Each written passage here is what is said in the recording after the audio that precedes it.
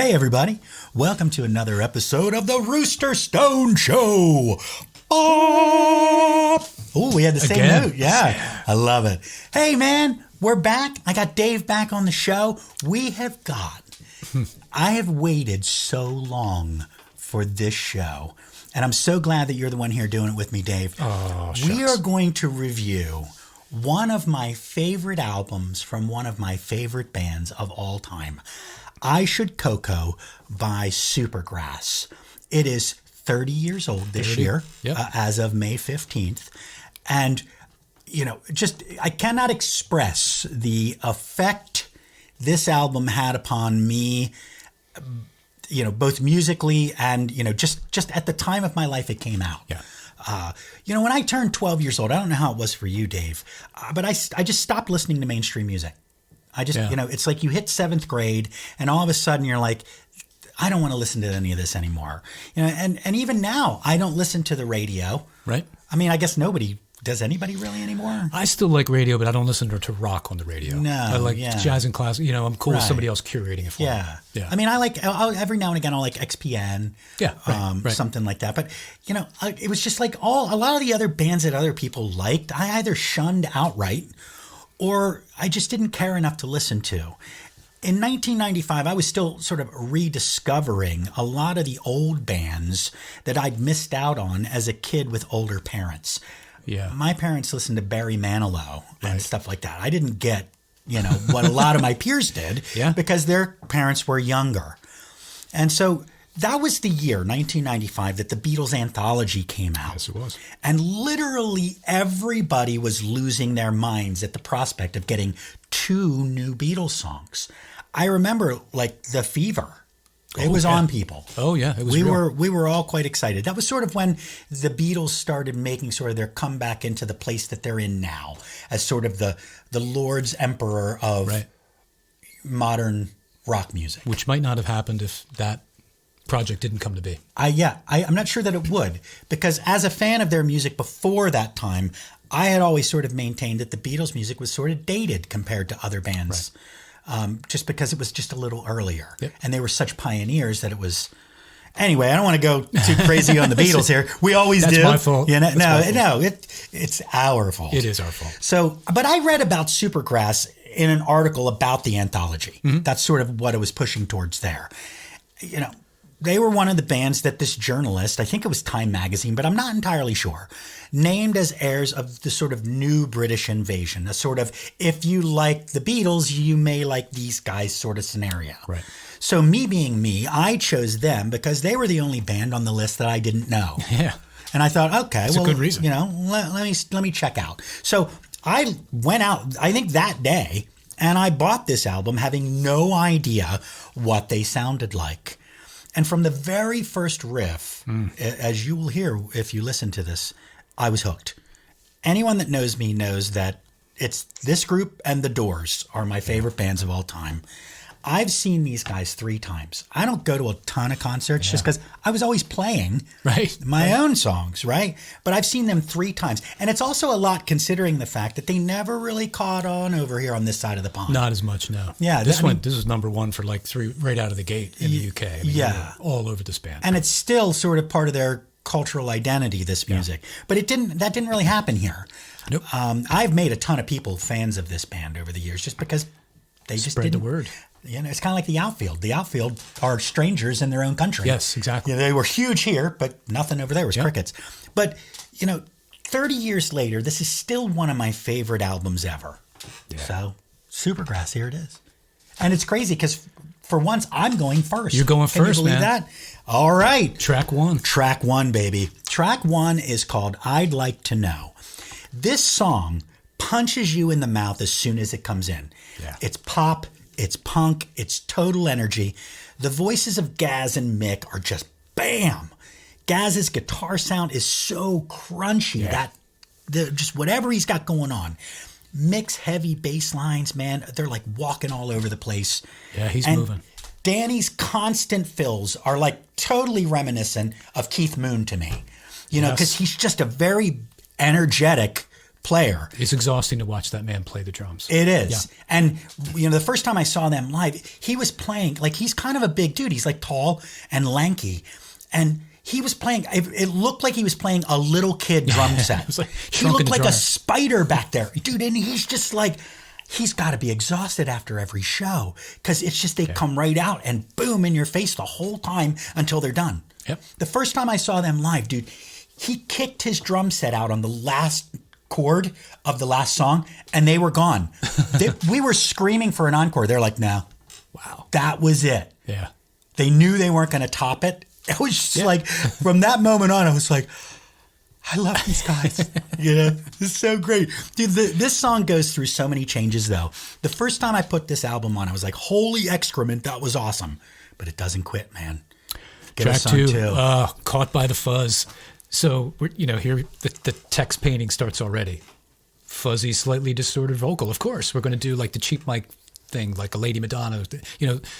The borrowing has already started. Mm-hmm. It's like, am I listening to like some sort of weird child of the Beatles, Kinks, all these people have listened to a lot of music for as young as they are. Mm-hmm. And then that's what happens. The Beach Boys come in. You're like, what? You're thinking like, what curveball's going to be here? And it's, and if you listen to it, you can fight me on this if you want. The Tonight part is literally lifted. It's Hold Me Tight by the Beatles.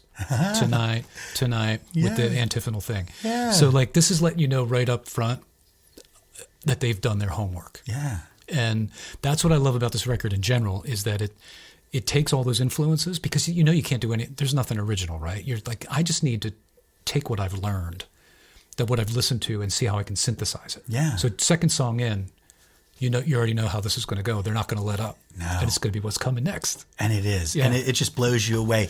Yeah, I actually reviewed this song on the very first episode of the Rooster Stone Show. Yeah. I mean, that's how much I like this music, right? The lyrics, that incinerating guitar riff. Oh, man. The guitars throughout this record are like textbook. Yeah. The tones are on point. Have you ever heard the acoustic version of this song? It's amazing. Oh, no. It's amazing. I wouldn't mind hearing that. It was included. I got, being the super fan that I was, I got the special edition CD when it first came out. Oh, yeah. And it had a whole extra CD of like outtakes from this. Whoa. And Caught by the Fuzz acoustic is on there. It's amazing. So the song itself is excellent. Definitely check it out. It's so good. So it's just not going to quit here though, man. So track 3, Man Size Rooster. Pop, pop, pop, pop, pop, pop, pop, pop. Man, those drums hit. Yeah. Dude, it just get this one cooking like right off the bat. This song, like a lot of songs in this album, is super short. It's 2 minutes and 34 seconds. Yeah, this is a short one. I can't even imagine how much fun this music is to play. I would tell you if I thought I could even play like this. I can't. Again, this song goes through so many changes. Oh, yeah. It's so tight. It's all over the place. It's catchy. It's interesting. It's 2.5 minutes. These guys can really play though, man. Yeah. I mean, Gaz's voice is particularly good on this one, but it's the outro of this song. I know. Yeah, I'm glad you bring it up. It's so British. Yeah. And again, with the drums, the snare, this is personal preference. That's how I want a rock snare. That's what I want the snare to sound like. Mm-hmm. So someone's like, what kind of snare sound are you looking for a particular rock angsty? This is what I want. I want it pinging, ringing, thwacking, still hitting you in the face. Yeah. But it's got something gunshot after the hit. Exactly. Gunshot snare. Exactly. Dude, perfect. And it's brilliantly mic'd. Yeah. Well, this whole record. Cornwall, baby. Yeah, man, the River Foy. That's right. The sawmills. That's Dave's place, man. Yeah, it is. So, all right. Oh, there it is. So, and then we go into, all right. All right. This is the one that did it. This is how, this huge hit, big hit. Beach Boys are back. Mm-hmm. So you can really hear the Beach Boys on this one. And this is also where it's already starting to happen, especially in the last tune. Unexpected chord changes. Again, and in the place you don't really think it's going to happen. Like, okay, so we'll transition. There'll be this weird little half step. Then the second time, it's different. Mm. Like, these are well orchestrated. I mean, for as short as they are, for some of them. And this one to me is Britpop crystallized. If you had to pick one tune, I would put this one at the top, or at least top. It's certainly going to fight hard. Yeah. And remembering, too, that we're in a pre-Wonderwall era. Oh, First record's out. Second record's not going to come out till October. Yeah. So I love the double guitar solo. Second time, it's really like almost a Jeff Beck kind of thing. It sounds like Chuck Berry, and then he literally just plays the melody. Like he knows how good that melody is. Dude, and you get it again instrumentally. And then that harmony layer. I mean, it's almost got that Ballad of John and Yoko thing going on. Oh, not to bring them back up. I know, but, yeah, sorry about that. That's sort of like, you just love that sound, and it sounds so good in this song. Yeah, agreed. Dude, this is easily the most popular song from this album. Yeah. People even here in the States may know this song. Yeah, this is the one. Yeah. I do know that this song was featured on an episode of Ted Lasso. That should tell you how awesome it is. Oh, yeah. It's such a great song. To me, though, it almost feels like this song belongs on the second half of the album in terms of feel, but I understand why they put it closer to the front, because it's just so good. And it is a nice sort of foil to what's happening around it. Yeah. So Agreed. Lose It comes in after this. Okay, this is the fifth song. This riff just comes in so heavy. So it's like back to, we're going to punch you in the face, But man, it's mixed bass. It's at this point in the album where you realize this guy's holding the whole thing together. Yes, he is. He is the glue. It just keeps building and building. And the bridge just suddenly like brightens it up. But then it's right back to that dark and heavy.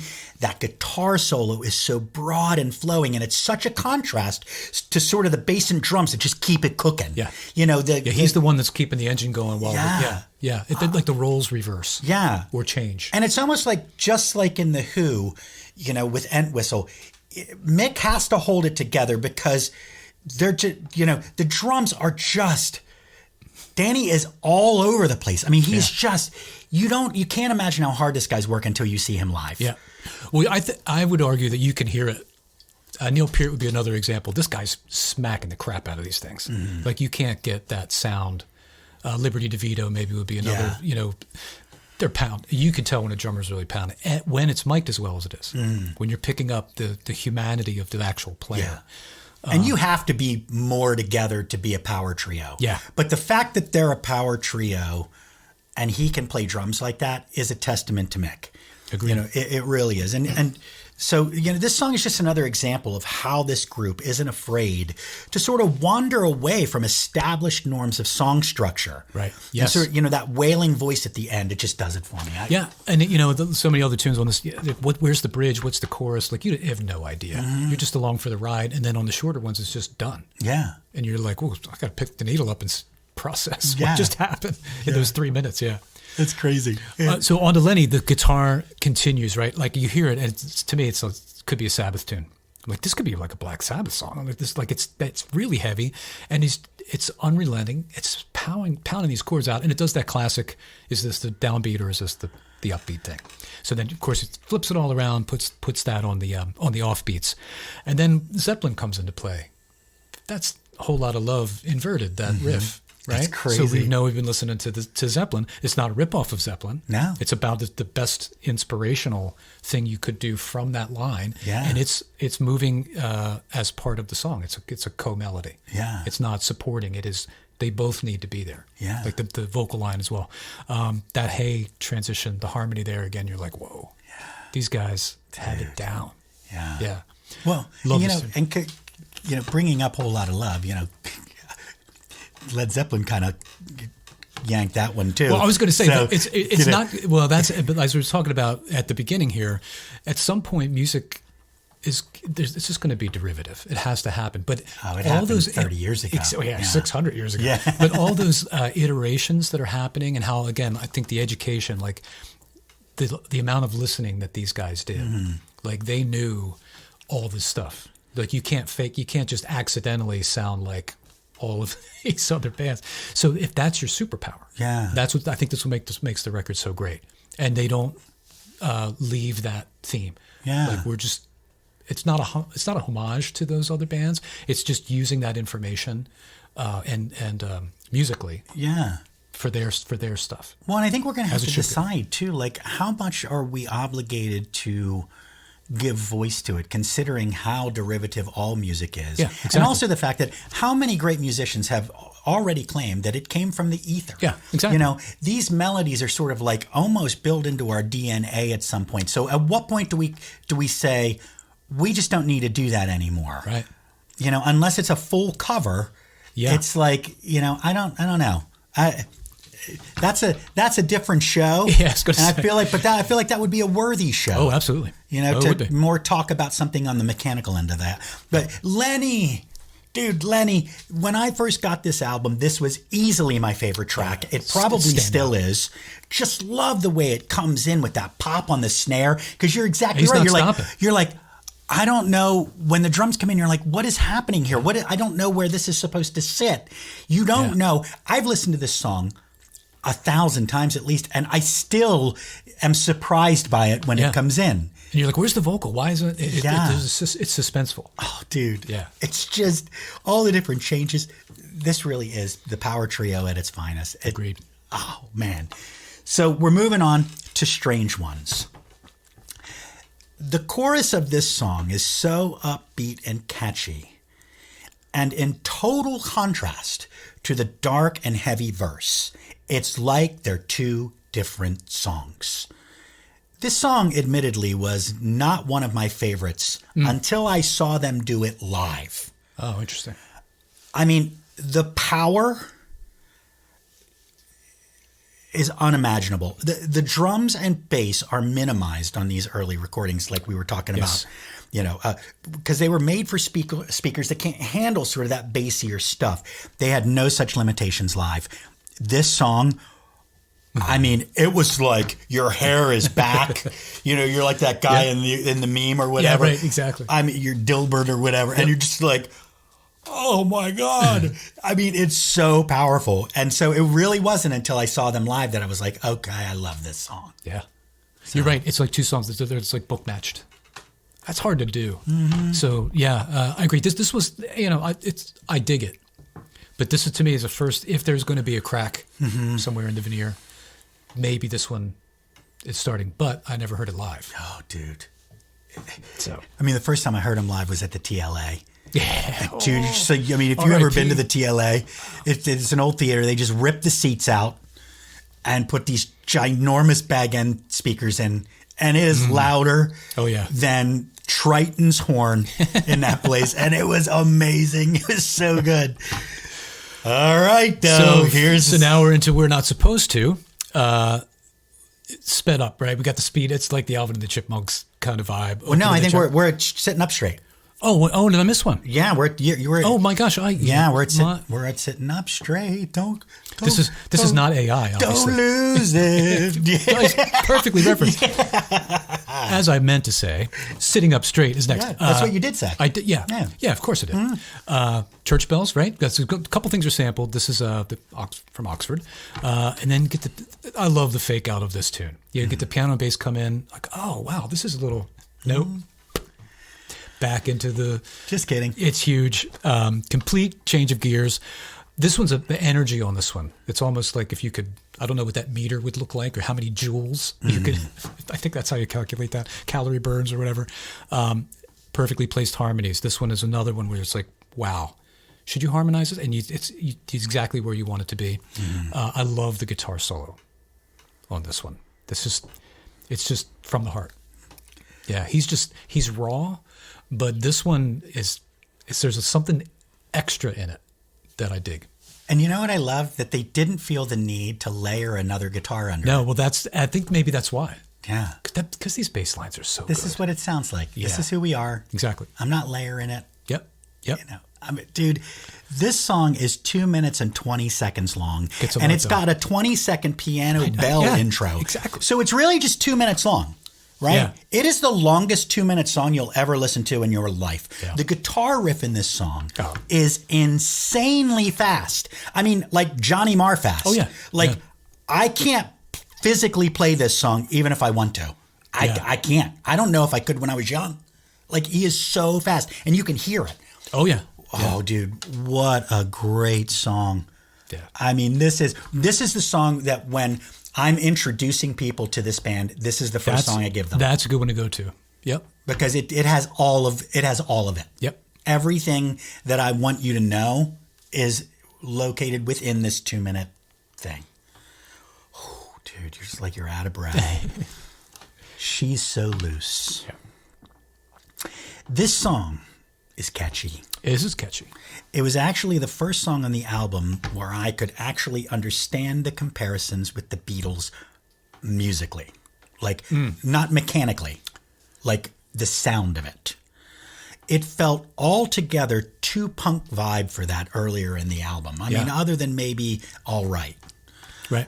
Which, again, I feel like it's like the dot of the yin yang. Yeah, right. You know? Right, exactly. But, you know, this song is the moment when the album makes a shift.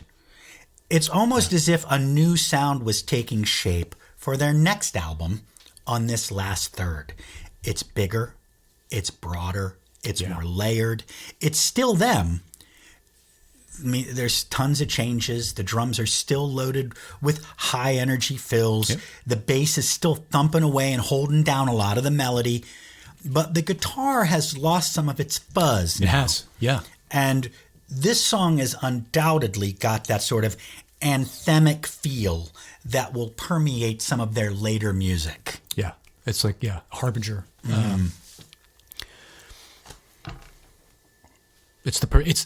As throughout the album, I mean, I didn't know what maybe the original order was, but I couldn't picture any song in a different spot. Like the programming of it is perfect. This is exactly where that tune should be. And you're right, something's happening. That's the main takeaway from that. Ooh, this seems a change is afoot. And it is. Yeah. Yeah. It really is. So there it is. So, and that rolls into what I possibly alluded to mistakenly earlier. And we're not supposed to. Here's where that was supposed to happen. There are no mistakes here. Exactly. Just happy little accidents. That's right. You know, just happy little accidents. I'm the king of happy little accidents. Yeah. Yes. We get the sped up speaking, opening up the track, and then it continues. Like that just had to be fun to do, I guess. You know, just like the vocals come in and it's still they're messing with them. Yeah, I think I referenced Alvin and the Chipmunks. That's not doing it justice. What's happening here, but it's to give you a sense of what the pitch changing that's happening. And the understanding, of course, too, that this is a much harder thing to do in 1995. I'm thinking of the time, yeah. Than it is now. Yep. Because they've got to find the right speed and key. Yeah. I mean, this is an incalculably more difficult thing to do. Yeah. When this was done. This track probably took the longest. You just tell them what to do. There's an app for that. Yeah. You know. But yeah, you know, this is more Beatlesque shenanigans here. Yeah, this is You Know My Name, Look Up the Number. Dude, this song basically. is extremely silly. But it gets in your brain and it stays. And it does show their sort of more playful side. And it's one of the things about English and British music that I've always liked infinitely better than the music here in the States. They don't take themselves quite so seriously. Exactly. I mean, other than Oasis. Yeah, they don't. Right. They are, you know, we're just a couple of lads, Yeah, you know? exactly. Like they're not. This song is just showing that. And this tune is there just to set up the next one. This is like a little... It really is. Like a prelude. Yeah. Like they're kind of, to me, this is just attached to time. And it's almost like it should just be attached to it. Yeah. But yeah, so there it is. We're not supposed to. So that will lead into Time. The guitars get crunchier again. Here we go. So I almost feel like this is the other dot in the yin-yang here. This song is definitely more pop rock.